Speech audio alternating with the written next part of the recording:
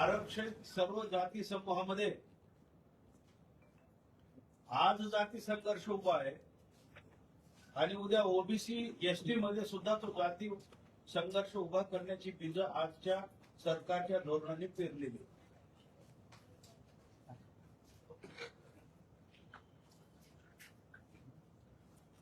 सरकारने खरं तर या विषयावर एक जातीय विचार न करता पूर्ण आरक्षणाचं एकूण आरक्षणात येणाऱ्या जाती आहे त्या जातींच्याकडे बघून ही भूमिका घ्यायला पाहिजे होती. परंतु केवळ राजकीय सौद्यासाठी राजकीय फायद्यासाठी मातंग समाजाला उपवर्गीकरणातून आरक्षण देण्याचं त्यांनी मान्य केलं. सरकार विचार करत, मला वाटतं हा सरकारचा विचार चुकीचा आहे. या प्रकरणामध्ये महाराष्ट्रामध्ये जे काही वर्गीकरण नको म्हणून आंदोलन उभं राहिलेलं आहे, हे आंदोलन दोन समाजामध्ये तेढ निर्माण करणार. खरं तर आंबेडकरी समाजाचा आजच्या काळातील सर्वात मोठा नेता म्हणून बाळासाहेब आंबेडकरांचं नाव सर्व समाजाच्या ओठावरती आहे. रीडर्सच्या वेळेला असाच प्रश्न उभा राहिला होता. त्यावेळेला बाळासाहेब आंबेडकरांनी पुढाकार घेऊन सर्व पक्ष संघटनांना एकत्र करून रीडर्सचा प्रश्न एका फटक्यामध्ये सोडवला. या प्रेस मधून मी बाळासाहेब आंबेडकरांना अशी विनंती करतो की ते समाजाचे मोठे नेते आहेत आणि वंचित समूहाचं ते राजकारण करत आहेत. कोणत्याही एका समाजावर अन्याय होता कामा नये आणि दुसऱ्याचं अतिक्रमणही होता कामा नये. याची सभ्य दृष्टी जर कोणाकडे असेल, ते कॅल्क्युलेशन जर कोणाकडे असेल, तर ते आजच्या घडीला डॉक्टर बाळासाहेब आंबेडकरांच्याकडे आहे. आणि म्हणून बाळासाहेब आंबेडकरांनी या प्रश्नामध्ये जातीने आणि गांभीर्याने लक्ष घालावं आणि सरकारला त्यांनी बोलावं. सरकारच्या माध्यमातून मातंग समाजाच्या जे आंदोलक आहे, नेते आहेत, त्यांच्याशी त्यांनी बोलावं आणि चर्चेतून हा मार्ग, तडजोडीतून हा मार्ग मातंग समाजावरही अन्याय होणार नाही आणि बौद्ध समाजामध्ये माझ्यावर अन्याय झालाय अशा प्रकारची भावना रूढ होणार नाही, अशा पद्धतीचा निर्णय हा त्यांना करता येतो. या कामे महाराष्ट्रातील बाकीचे सर्व समाज घटक वगैरे त्यांनी बोलवले तर त्यांच्या हाकेला ओ देतील, परंतु ओ देतील. तर त्यांनी हा विचार केला तर खरं तर हा प्रश्न सरकारच्या पातळीवर वाटाघाटी करूनही मिटू शकतो आणि केंद्र सरकारशी बोलूनही या प्रश्नावर मार्ग काढता येतो. या प्रश्नावर मोर्चे काढणे हा पर्याय आहे असं मला वाटत नाही. हा प्रश्न राजकीय मंचावर आणि सत्ताधाऱ्यांशी बोलून आपली भूमिका सादर करून हा प्रश्न निकालात काढावा असं मला स्वतःला वाटतं. एक बाजू ही आहे आणि दुसरी बाजू सरकार ऐकणार. म्हणजे सरकार शेवटी काय, सरकारच्या वतीने याच्यामध्ये हस्तक्षेप करणारी याचिका ही याचिका सुप्रीम कोर्टामध्ये दाखल झाली पाहिजे आणि पूर्वीच्या 7 जजेसनी जो निकाल दिलाय तो निकाल पार्लमेंटच्या अधिकारावर गदा आणणारा आहे असं बाळासाहेबच म्हणतात.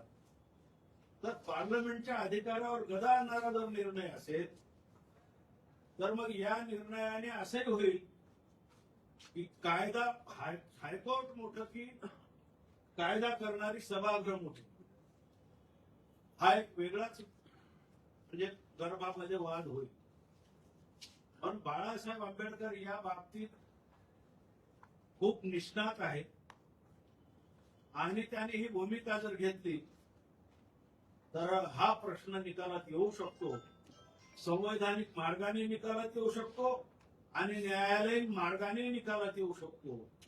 परंतु आजची जी ही परिस्थिती आहे, ही परिस्थिती चिंताजनक आहे आणि म्हणून आम्ही दोन्ही समाजाला असं आव्हान करत आहोत की एकमेकाच्या समोर उभे न ठाकता हा प्रश्न सरकारच्या पुढे मांडावा आणि सरकारच्या पद्धतीनं आता जे आंदोलक नेते आहेत यांनी सरकारकडे आपली बाजू मांडावी, त्यांनी सरकारकडे बाजू मांडावी आणि हा चर्चेतून सन्मान्य तोडगा काहीतरी या प्रश्नातून काढावा अशी आमची या प्रकरणामध्ये भूमिका आहे.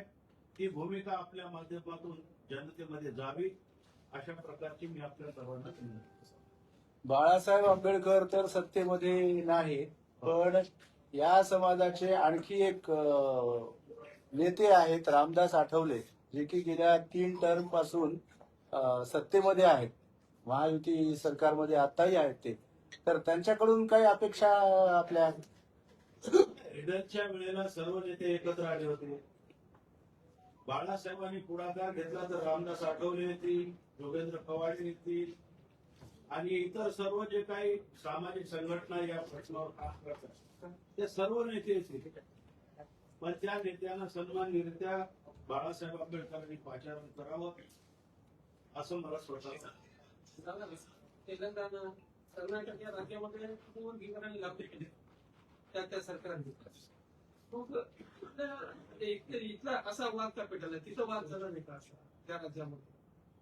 कारण आपल्यापेक्षा कर्नाटकामध्ये आणि तेलंगणामध्ये पर्सेंटेज जास्त आहे. नाही, त्या राज्यामध्येही वाद होते पण ते न्यायालयीन होते आणि त्यांचा तो न्यायालयीन लढा अजूनही चालू आहे. म्हणजे मागामागिकाचा लढा तेलंगणामध्ये आरक्षण केलं तरी चालू आहे ना, आणि कर्नाटकामध्येही तो लढा न्यायालयीन चालू आहे. आता हा लढा प्रांतावर लढला जात नाही. मुंबईचा हायकोर्ट किंवा कर्नाटकाचा हायकोर्ट काय करणार? त्याला सुप्रीम कोर्टाच्या फुल बेंच समोर नेणे हाच एक पर्याय आहे. आणि ते केव्हा घडू शकते तर महाराष्ट्रातील आणि इतर देशातील जे नेते आहेत त्या नेत्यांना एकत्र करून पंतप्रधानांच्या कानावर ही गोष्ट टाकावी आणि त्यांनी सरकारच्या वतीनं पार्लमेंटच्या अधिकारावरच जर गदा येणार असेल तर मग पंतप्रधान काय करणार आहे? आमचा पंतप्रधान पार्लमेंटला बांधील राहून काम करणार आहे की सुप्रीम कोर्टाला बांधील राहून काम करणार आहे? पार्लमेंटला बांधील राहून त्यांना जर काम करायचं असेल तर मग त्यांनी फुल बेंच समोर अपील केलं पाहिजे याच्यामध्ये, बरोबर आहे. आणि पार्लमेंट ते जर करणार नसतील तर पंतप्रधान आणि एकूणच भारतीय जनता पक्ष फडणवीस वगैरे हे जे आहेत यांच्याबद्दल आधीच समाजामध्ये चुकीची भावना करतो आणि त्या रोषाला त्यांना सामोरं जावं. 9 तारखेला जो मोर्चा निघतोय आणि आपण सांगितले की मोर्चे काढून पर्याय नाही, तर हे सरकारवर दबाव येणार नाही का मोर्चाद्वारे? मोर्चाद्वारे सरकारवर दबाव निश्चित येईल, पण दबाव निर्माण करण्याची जी भाषा आहे ती भाषा वापरली जात नाही. तर एका समाजाला आपल्या समोर उभं करणारी चॅलेंजिंग भाषा वापरली जाते आणि त्याच्यामुळे मोर्चे काढणाऱ्यांचा हेतू काय आहे?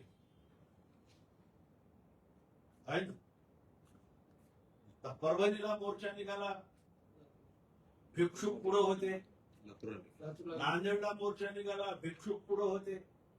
लातूरला मोर्चा निघाला, भिक्षुक पुढे होते. खरं तर भिक्षुक लोकांचं हे काम नाही. त्यांनी त्यांचं धर्मप्रसाराचं जे काही काम आहे विनय पिटकाप्रमाणे भंतेजी लोकांनी चालवणं. विनय पिटकाचा भंग करून हे कसे काय मोर्चाचं नेतृत्व करतात? ही चुकीची गोष्ट आहे. दादा माझे दोन प्रश्न आहेत. एक, अनुसूचित जातीमध्ये एससी मध्ये जवळपास 59 जाती आहेत. त्या जातीमध्ये 59 जातीपैकी सगळ्यात जास्त आरक्षण हे बुद्धांनी घेतलं असं म्हणतात. तर तुम्ही आता सर्वे केला का की सगळ्यात जास्त एससीनेच घेतलं 59 जातीपैकी? हा एक प्रश्न आहे. आणि दुसरा प्रश्न असा आहे, जर आरक्षण द्यायचं जर झालं तर लोकसंख्येप्रमाणे दिलं पाहिजे का, याबद्दल काय मत आहे? बरोबर आहे ना. 1927 ची जनगणना येऊ द्या. त्या जनगणनेमध्ये ज्याची त्याची लोकसंख्या कळेल आणि त्याच्याप्रमाणे आरक्षण देता येते का हे तपासून बघावं.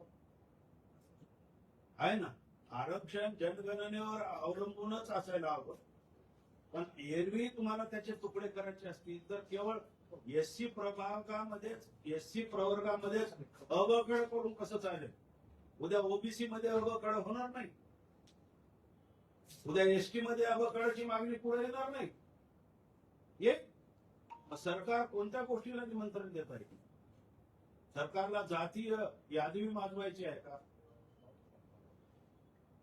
बाबासाहेब आंबेडकरांचा जो मूळ हेतू होता की आपल्याला नोकरीमध्ये तर ओबीसीला, एसटीला आणि एससीला सन्मानाच्या जागा मिळाल्याच पाहिजेत प्रशासनामध्ये.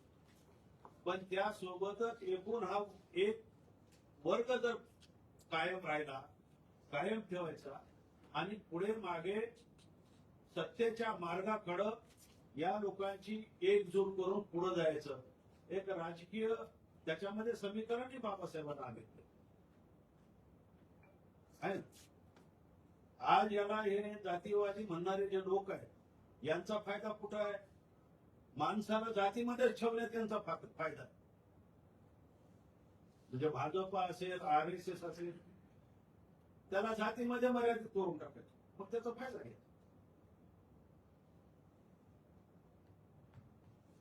नुकतीच अण्णाभाऊ साठे जयंती झाली. एरवी वेगळं चित्र होतं, यावेळेस वेगळं चित्र होतं. यामुळे काय म्हणजे नुकसान कोणाचं? अण्णाभाऊ साठेच्या जयंतीला नेहमीच प्रसन्न वातावरण असतं. मी ज्या वेळेला गेलो होतो त्यावेळेला ते प्रसन्न आणि आनंदी होतं. मला असं काही वेगळं दिसलं नाही. पण कमी लोक होते दादा, एरवी खूप लोक असतात. आम्ही गेलो त्यावेळेला खूप लोक होते. दादा, गर्दीचा विषय तर राहिला बाजूला, पण त्या दिवशी जी भाषणं झाली तिथे होती, मध्यम समाजाच्या नेत्यांनी जी भाषणं केली, मोठी वाघमारे नावाचे कुणी होते, अन्य कुणी होते, ते एकत्रित जातीवादी भूमिकेतनं बोलत होते. म्हणजे अत्यंत खालच्या थरल्यावरती लोक बोलत होते. आणि मग हे दोन्हीकडनं असं सुरू झालं तर मग आणखी वाद पेटणार. म्हणूनच या आंदोलनाचं नेतृत्व जबाबदार नेत्यांकडे असायला हवं असं माझं मत आहे.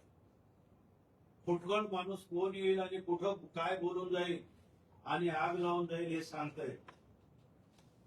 बाळासाहेब आंबेडकर समाजाचे मोठे नेते आहेत आणि त्यांना संसदीय राजकारण माहित आहे. त्यांना न्यायपालिका माहित आहे. संसदीय राजकारणातील कामकाज त्यांना माहित आहे. न्यायपालिकेचं कामकाज आहे. ते दोन्ही बाबतीत निष्णात आहे ना. असंच होणार ना.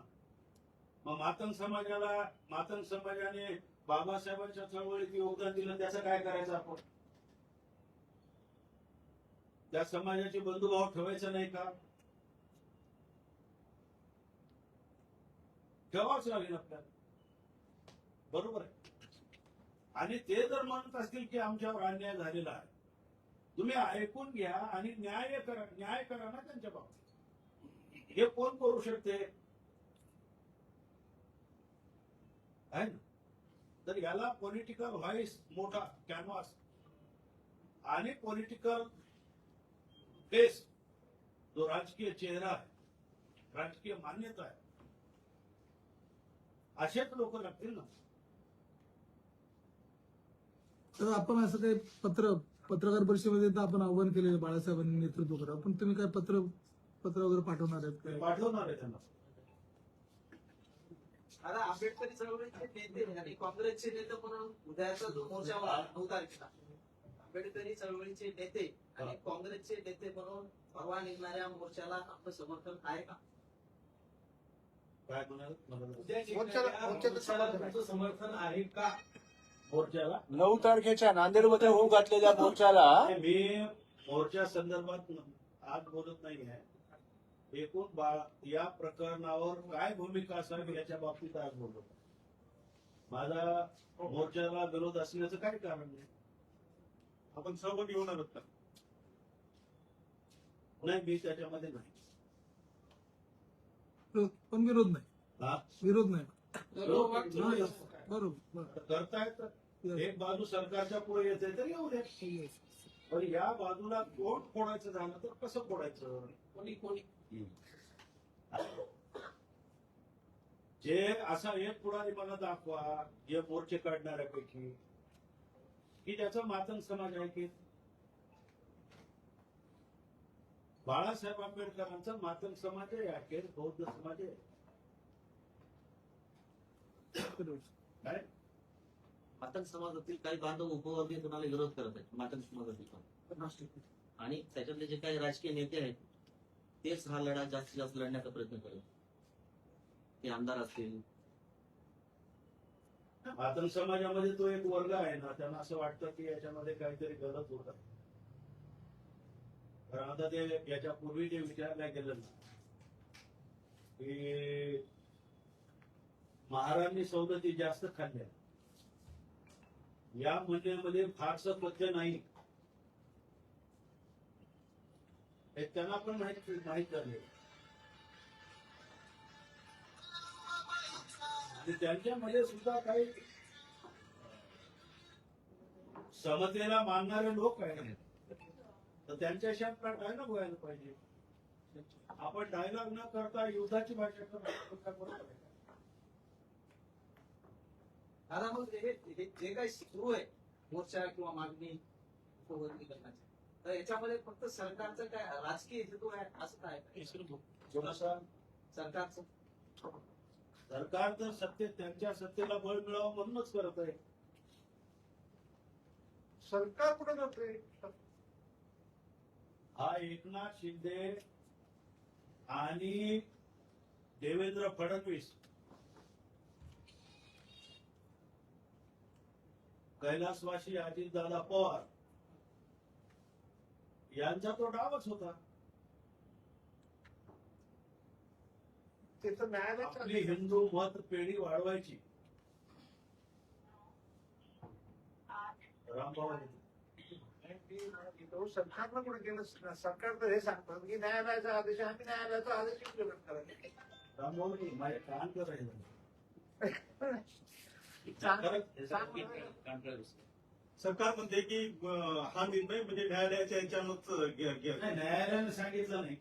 न्यायालयाने एवढंच सांगितलेलं आहे की वर्गीकरणाचा निर्णय सरकार करू शकेल त्याची इच्छा असेल तर.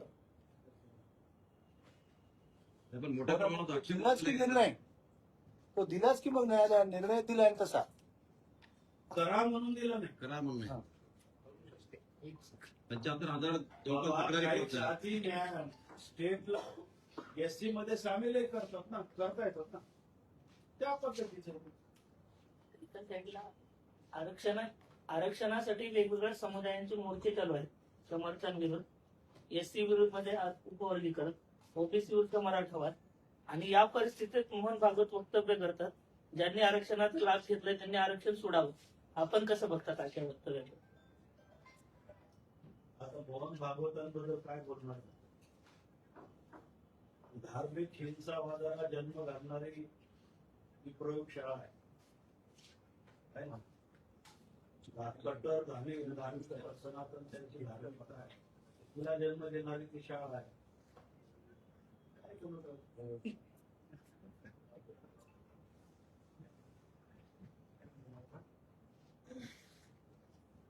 तर या आंदोलनामध्ये प्रकाश आंबेडकर उडी घेतील का असं तुम्हाला वाटते का? त्यांनी घ्यावं असं तर माझं म्हणणं आहे. हा. कारण हा प्रश्न चिघळला तर याचे दुष्परिणाम खूप होतात. ते दुष्परिणाम टाळायचे असतील तर बाळासाहेबांनी त्याच्यात भूमिका घेतली.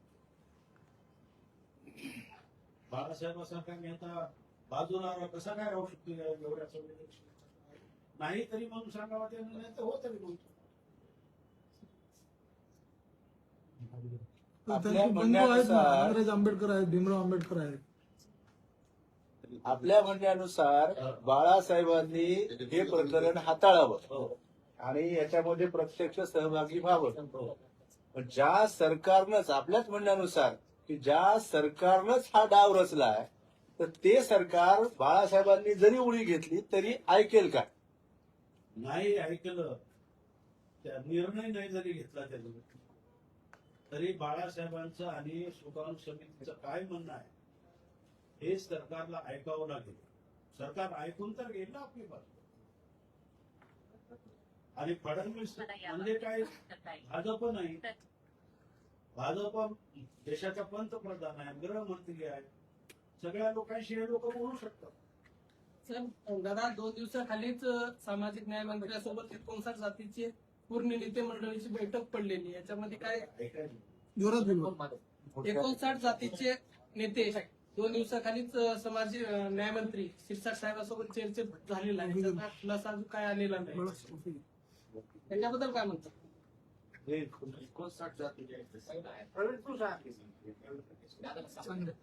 मग पदाधिकाऱ्यांची चर्चा झाली का?